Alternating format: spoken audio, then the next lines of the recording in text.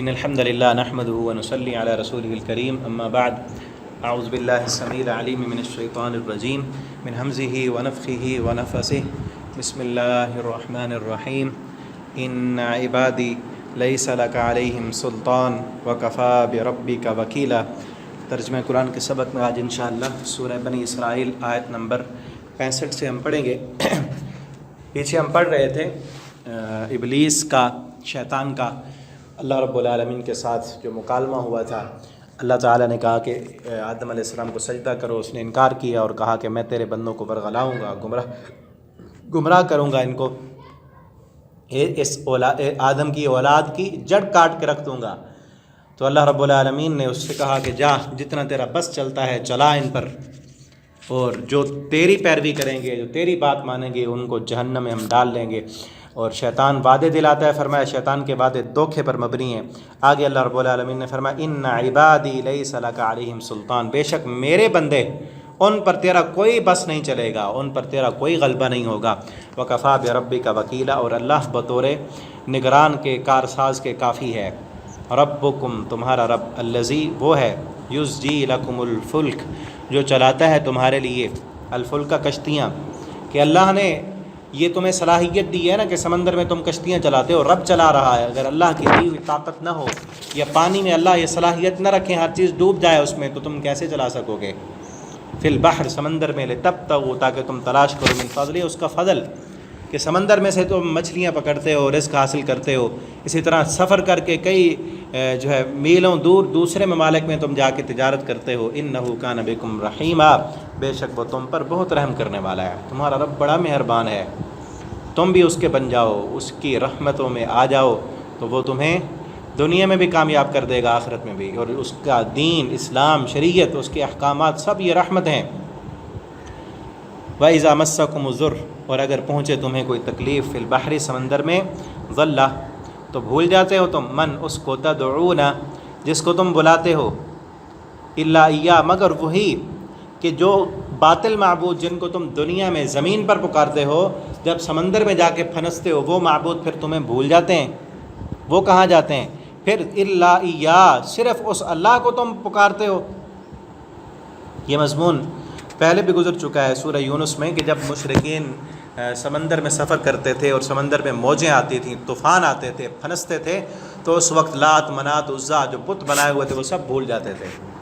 دعوا اللہ مخلصین لہ الدین، اس وقت ایک اللہ کے ساتھ مخلص ہو کر اللہ کو بلایا کرتے تھے۔ اکرمہ کا واقعہ بھی مشہور ہے، وہاں پر میں نے سنایا تھا آپ کو، سورہ یونس آیت نمبر 22 سے 23 تک، وہاں پر اگر آپ نے نہیں سنا تو دیکھ سکتے ہیں آپ، 11ویں پارے میں، اس کی پلے لسٹ میں آپ دیکھیں، آیت نمبر 22 سے 23 تک، تو وہاں اللہ کو بلاتے تھے۔ اللہ فرماتے ہیں فلما نجاکم، پس جب وہ نجات دے دیتا ہے تم کو، الی البر، خشکی کی طرف، اعرضتم، پھر اعراض کرتے ہو اس سے، پھر وہ رب بھول جاتا ہے، پھر دوسرے تمہارے بنائے ہوئے معبود، ان پر جا کر تم شکرانے کے لیے نذرانے دیتے ہو اور کہتے ہو کہ یہ ہمیں چھڑاتے ہیں، اللہ ہماری سنتا نہیں ان کے واسطے کے بغیر۔ وکان الانسان کفورا، اور انسان بہت ناشکر ہے کہ اللہ کی رحمتیں آتی ہیں جب، اور جب شکر رحمتیں سمیٹ لیتا ہے، اللہ کی نعمتیں استعمال کرتا ہے، جب شکر کی باری آتی ہے تو پھر بھول جاتا ہے رب کو، پھر اور یاد آ جاتے ہیں۔ انسان بہت ناشکر ہے۔ افامنتم، کیا تم بے خوف ہوگے، ان یخسف بکم، کیا وہ دھنسا دے تم کو، جانب البر، خشکی کی جانب، تم اس سے تو ڈرتے ہو کہ کہیں اللہ سمندروں میں تمہیں دھنسا نہ دے، غرق نہ کر دے۔ کیا وہ رب زمین میں دھنسانے کی صلاحیت نہیں رکھتا؟ جو رب پانی میں تمہیں ڈبو سکتا ہے، وہی رب خشکی میں بھی تمہیں زمین کے اندر دھنسا سکتا ہے۔ او یرسل علیکم حاصبا، یا وہ رب تمہارے اوپر پتھروں کی بارش برسا دے، آسمان سے جس طرح بارش برستی، پتھروں کی بارش برسا کر تمہیں ختم کر دے۔ کیا وہ طاقت نہیں رکھتا؟ ثم لا تجدوا لکم وکیلا، پھر تم نہ پاؤ گے اپنے لیے کوئی کارساز، اس کے علاوہ کوئی تمہیں بچانے والا نہیں ملے گا۔ ام امنتم، کیا تم بے خوف ہو گئے، ان یعیدکم، کہ وہ لوٹا دے تم کو، فیہ، اس میں، تارۃ اخری، تمہیں اسی سمندر میں، کہ جس سمندر سے اس نے تمہیں نجات دلائی تھی، وہی دوبارہ تمہیں اسی سمندر میں کسی کام کے لیے لے جائے اور پھر ڈبو دے۔ کیوں تم بے خوف ہو گئے اور بے عقل بن گئے؟ دیکھیں نا، عقل تھی ان کے پاس، سب کچھ تھا، ٹھیک ہے نا، اتنے بیوقوف نہیں تھے، اللہ کو مانتے تھے اور جب پھنستے تھے تو اللہ یاد آ جاتا تھا۔ لیکن آج کا مشرک دیکھیں، پھنستا اتنا بے عقل ہو چکا ہے، پھنستا ہے تو پھر بھی بزرگوں کو بلا رہا ہوتا ہے، کہتا ہے اللہ ہماری سنتا نہیں بغیر واسطے اور وسیلے کے۔ ایسے ایسے واقعات، ایسے ایسے جاہل انسان ملتے ہیں جو بیت اللہ میں جا کر پیچھے فون کرتے ہیں کہ داتا کے دربار پہ جا کے ایک بکرا دے کے آؤ، یہاں مجھے پریشانی آ گئی ہے، مشکل میں پھنس گیا ہوں۔ کتنی عقل مار دی اللہ نے، شیطان نے مسخ کر دیا۔ یہ کب ہوتا ہے؟ اللہ نے تو عقل دی ہے، سمجھ دی ہے، فہم دیا ہے، لیکن اس عقل کو جب استعمال نہ کریں، یہ کئی بار میں بات کر چکا ہوں نا کہ حق قبول نہ کرنے کی صلاحیت کو استعمال نہ کریں، دنیا پرستی بنے رہیں، یہ دوسری طرف ہی جائیں کہ ہمارے باپ دادا ایسے کرتے تھے، پھر عقل ختم ہو جاتی ہے۔ مشرک کی عقل نہیں ہوتی۔ فیرسل علیکم قاصفا من الریح، تمہیں سمندر میں دوبارہ لوٹا دے، یا تمہارے اوپر قاصفا من الریح، وہ تمہارے اوپر آندھی بھیج دے جو تمہیں توڑ کر رکھ دینے والی ہو، فیغرقکم بما کفرتم، اور پھر تمہیں غرق کر دے اس کے سبب جو تم ناشکری کرتے ہو، کفر کرتے ہو، ثم لا تجدوا لکم علینا بہ تبیعا، پھر تم نہیں پاؤ گے ہمارے خلاف تبیعا، کوئی چھڑانے والا، یا ہمارے خلاف ہمارا کوئی پیچھا کرنے والا۔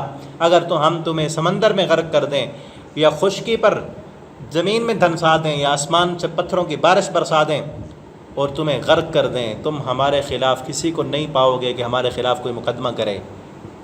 کوئی کتنی قومیں غرق ہو گئیں، کتنی قوموں کو نیست و نابود کر دیا ہم نے، کہاں ہے وہ ان کا مقدمہ؟ یہ تو دنیا میں ہوتا ہے نا، فلاں نے قتل کر دیا، عدالت میں جاؤ مقدمہ لڑو۔